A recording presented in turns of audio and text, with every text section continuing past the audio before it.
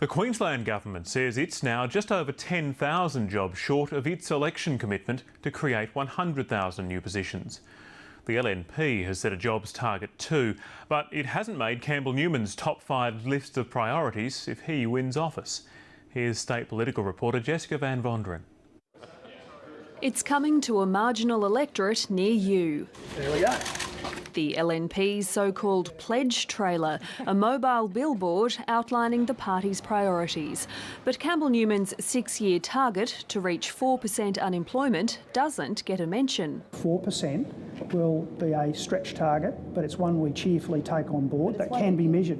Mr Newman refused to answer questions about his jobs goal when he announced it earlier this week.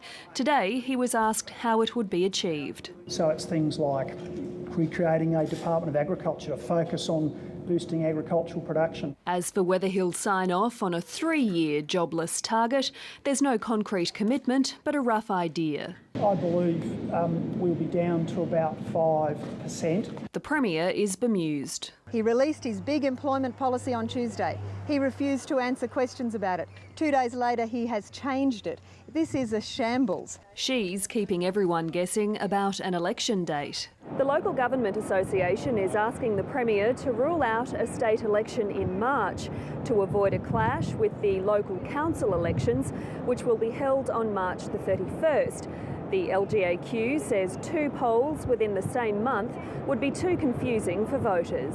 Ruling in and ruling out is speculation.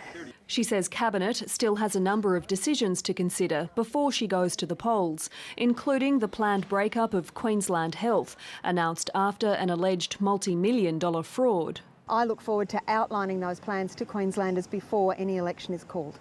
Her ministers meet for the first time this year on Monday. Jessica Van Vonderen, ABC News.